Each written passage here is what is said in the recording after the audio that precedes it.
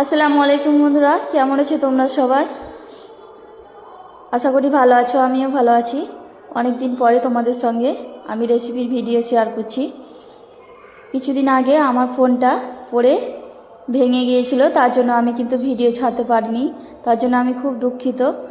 আর please সবাই আমাকে support করো যেন আমি একটা ভালো ফোন কিনতে পারি। আজকে আমি রুই মাছ টমেটো বেগুনের রেসিপি করব। তার জন্য প্রথমে রুই মাছটাকে কেটে ধুয়ে পরিষ্কার করে নিয়েছি। এবার একটা থালায় নিয়ে নিয়েছি, আর থালার মধ্যে মাছগুলো দিয়ে আমি লবণ হলুদ দিয়ে দিলাম। লবণ হলুদটা দেওয়ার পরে ভালোভাবে হাত দিয়ে এইভাবে মাখিয়ে নিচ্ছি। এভাবে মাখালে খুব সুন্দরভাবে মাছটা ম্যারিনেশন হয়। এভাবে 10 মিনিটের জন্য আমি রেখে দিব। ততক্ষণ আমি কিছু সবজি আর মশলাটা রেডি করে নেব। তার জন্য আমি নিয়ে নিয়েছি টমেটো আর বেগুন। এগুলোকে ভালোভাবে গোটা গোটায় ধুয়ে নিয়েছি পরিষ্কার করে। এবার এগুলোকে কেটে নেব। আমার ভিডিওগুলো ভালো লাগলে অবশ্যই একটা লাইক করে দিও, আর আমার চ্যানেলটা সাবস্ক্রাইব করে বেল আইকনটা ক্লিক করে দিও। তাহলে আমার নিত্য নতুন রেসিপি তোমাদের কাছে পৌঁছে যাবে। আর প্লিজ প্লিজ সবাই আমাকে একটু সাপোর্ট করবে, তাহলে আমি খুব খুশি হব। আমার ফোনটা পড়ে যাওয়ার কারণে আমি কিন্তু ভিডিওগুলো দিতে পারিনি। তার জন্য আমি আবার ভিডিও শেয়ার করছি। প্রথমে আমি কালো বেগুন নিয়ে নিয়েছি। কালো বেগুনগুলোকে আমি কেটে নিলাম। তোমাদের মন চাইলে তোমরা শুধু সবুজ বেগুন দিয়ে রান্না করতে পারো। যেহেতু শীতের টাইমে শীতের সবজি, তাই জন্য সব কিছুই আমি দিয়ে করছি। 2 রকম বেগুন দিয়ে আমি মাছটা রান্না করব। বেগুনগুলোকে আমি কেটে নিলাম। এবারে যে 4টে টমেটো নিয়ে নিয়েছি। এই টমেটোগুলো কিন্তু খুবই টেস্টি। এর আগের দিন রান্না করেছিলাম, খুব সুন্দর লাগছিল খেতে। তার জন্য এই 4টে টমেটোকে নিয়ে নিয়েছি। এই টমেটোগুলোকে আমি কেটে এভাবে গোল গোল করে কেটে নিলাম। তোমরা যে কোনো শেপে কেটে নিবে, তাহলে হবে। এবার আমি কাঁচা লঙ্কাগুলোর ছাড়িয়ে নিব। এই যে এইভাবে করে কাঁচা লঙ্কাটা আমি ছাড়িয়ে নিলাম। একটা মিক্সি নিয়ে নিলাম, আর মিক্সির মধ্যে এখানে আমি কয়েকটা রসুনের খোয়া দিয়ে দিলাম মশলা পেস্ট করার জন্য। আর দিয়ে দিলাম একটা বড় সাইজের পেঁয়াজ আর কয়েকটা কাঁচা লঙ্কা। এবার দিয়ে দিব গোলমরিচ আর গোটা জিরে। গোটা জিরে আর গোলমরিচ দিয়ে দেওয়ার পরে আমি এখানে একটু করে আদা দিয়ে দিলাম। এবার আমি জল দিয়ে একটা ভালোভাবে মিহি পেস্ট বানিয়ে নিব। তোমাদের এই শীতের সিজনে কার কার টমেটো বেগুন দিয়ে মাছ খেতে ভালো লাগে, অবশ্যই তোমরা একটা কমেন্ট করে আমাকে জানাবে। আর এই কদিনের মধ্যে যে তোমরা আমাকে এত ভালোবাসা দিয়েছো, তার জন্য অনেক অনেক ধন্যবাদ। আর এইভাবে আমার পাশে থেকো, আর আমাকে অনেক অনেক সাপোর্ট করো। রান্নাটা করার জন্য প্রথমে গ্যাসটা জ্বালিয়ে নিলাম। গ্যাসের ওপরে ফ্রাই প্যানটা বসিয়ে ভালোভাবে গরম করে নিচ্ছি। তেল দেওয়ার পরে তেলটাকে আমি এইভাবে ভালোভাবে একটু ঘুরিয়ে প্যানের মধ্যে মাখিয়ে নিলাম। তেলটাকে কিন্তু খুব ভালোভাবে গরম করে নিতে হবে, তাহলে মাছগুলো ভাজতে ভালো হবে। তেলটাকে আমি খুব ভালোভাবে গরম করে নিয়েছি। এবার আমি মাছগুলো একটা একটা করে ছেড়ে দিব ভাজার জন্য।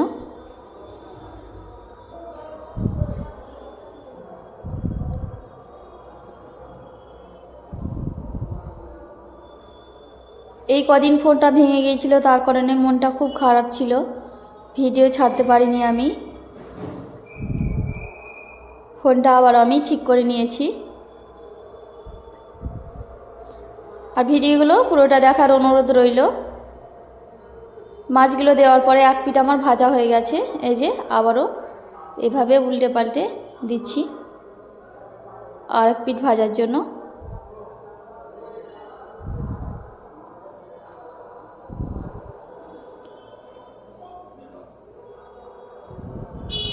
মাছগুলোকে আমি খুব ভালোভাবে একটু ভেজে নিব। সবগুলো মাছ আমার ভাজা হয়ে গেছে। এবার আমি মাছগুলোকে তুলে নিব।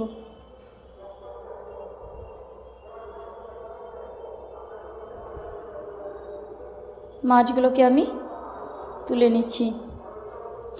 এবার মাছ ভাজার যে তেলটা ছিল, সেই ফ্রাই প্যানে সেই তেলে আমি যে মশলা পেস্ট করে রেখেছিলাম সেটা দিয়ে দিলাম।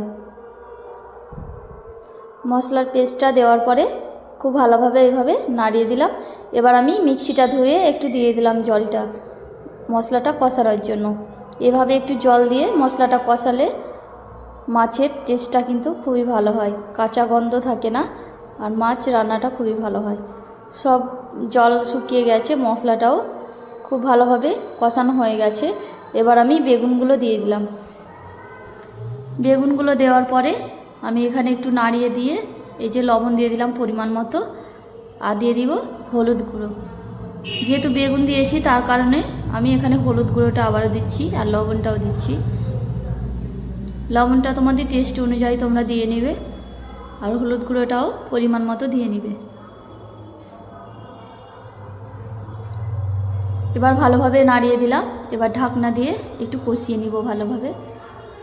1 মিনিট মতো আমি এভাবে কষিয়ে নিয়েছি।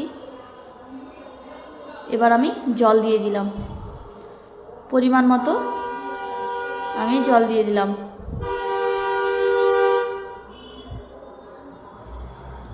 জল দেওয়ার পরে ঢাকনা দিয়ে কিছুক্ষণ আমি রান্না করছি। ঢাকনা দিয়ে জলগুলো ফুটে উঠেছে। এবার আমি মাছগুলো দিয়ে দিলাম। আমি ভেজে রাখা মাছগুলো একটা একটা করে এইভাবে দিয়ে দিচ্ছি। এইভাবে যদি মাছ রান্না করো বেগুন দিয়ে বা টমেটো দিয়ে, তাহলে মাছের স্বাদ কিন্তু খুবই ভালো হয়। তার জন্য একবার হলেও তোমরা ট্রাই করতে পারো। এবার ঢাকনা লাগিয়ে আবারও 1 থেকে 1.5 মিনিট রান্না করে নিলাম। এবার কেটে রাখা সেই টমেটোটা মাছের মধ্যে দিয়ে দিব।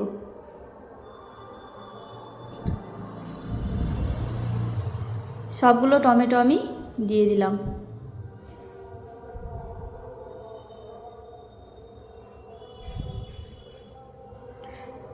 টমেটোটা গলানোর জন্য, যেন ভালোভাবে গলে যায়, তার জন্য অল্প একটু পরিমাণে আমি লবণ দিয়ে দিলাম হালকাভাবে, দিয়ে ঢাকনা দিয়ে কিছুক্ষণ রান্নাটা করে নিলাম। দেখো বন্ধুরা, কি সুন্দর রান্নাটা আমার খুব তাড়াতাড়ি হয়ে গেল। এবার আমি উপর থেকে একটু ধনেপাতা কুচি দিয়ে দিলাম। এই যে